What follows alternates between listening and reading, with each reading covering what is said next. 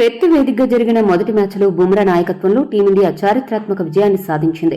ఇప్పుడు అడిలైడ్లోని pink ball టెస్ట్కి సిద్ధమవుతోంది. అయితే ఇక్కడే టీమిండియా బ్యాటింగ్ ఆర్డర్లో ఒక పెద్ద సమస్య వచ్చింది. మొదటి టెస్ట్ మ్యాచ్లో రోహిత్ శర్మ అందుబాటులో లేకపోవడం, గిల్ కారణంగా జట్టుకి దూరం అవడంతో కేఎల్ రాహుల్ ని ఓపెనర్ గా పంపడం జరిగింది. అయితే రాహుల్ తనకు వచ్చిన అవకాశాన్ని చక్కగా వినియోగించుకుని రెండో ఇన్నింగ్స్ లో జైస్వాల్ తో కలిసి 200+ పరుగుల భారీ భాగస్వామ్యాన్ని నిర్మించాడు. ఓపెనర్ స్థానంకి కరెక్ట్ గా న్యాయం చేశాడు. ఇటువంటి పరిస్థితుల్లో విన్నింగ్ కాంబినేషన్ మార్చడం అంత మంచిది కాదు అని చాలా మంది విశ్లేషకుల అభిప్రాయం. అంతేకాదు వీలైతే బుమ్రానే టెస్ట్ జట్టుకి కెప్టెన్ గా కొనసాగాలి అని సలహాలు కూడా ఇస్తున్నారు.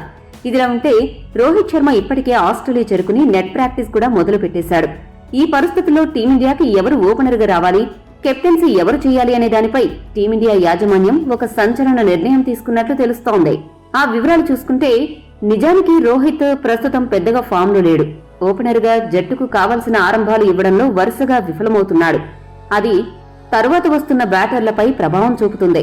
మొదటి టెస్ట్ ని గమనిస్తే కేఎల్ రాహుల్, జైస్వాల్ ఇద్దరూ కలిసి ఆసీస్ బౌలర్లను సమర్థవంతంగా ఎదుర్కొంటూ పరుగులు రాబట్టారు.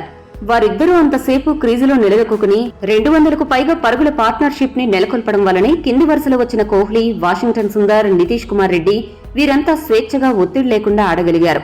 ఫలితంగా టీమిండియా 500కు పైగా పరుగుల లక్ష్యాన్ని ఆసీస్ ముందు ఉంచగలిగింది. దీన్ని బట్టి ఓపెనర్ల స్థానం జట్టులో ఎంత కీలకమో అర్థమవుతుంది. ఈ కారణంగా మరోసారి జైస్వాల్, రాహుల్ ని ఓపెనర్ గా బరిలోకి దింపాలి అని యాజమాన్యం ఆలోచన. అదే సమయంలో రోహిత్ శర్మని వన్డౌన్లో బ్యాటింగ్ కి రానున్నాడు.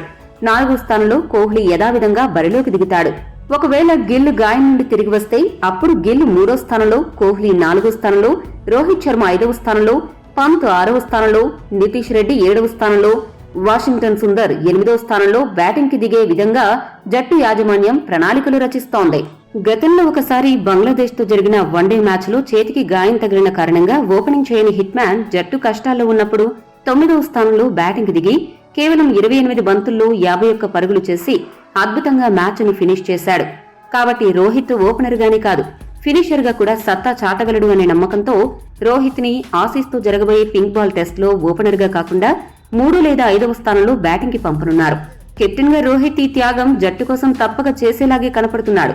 మరి రెండో టెస్ట్ మ్యాచ్ కి జట్టుకి ఎవరు ఓపెనింగ్ చేయడం కరెక్ట్ అని మీరు భావిస్తున్నారు? కామెంట్ చేయండి. మరిన్ని స్పోర్ట్స్ అప్డేట్స్ కోసం మా ఛానల్ సబ్స్క్రైబ్ చేసుకోండి.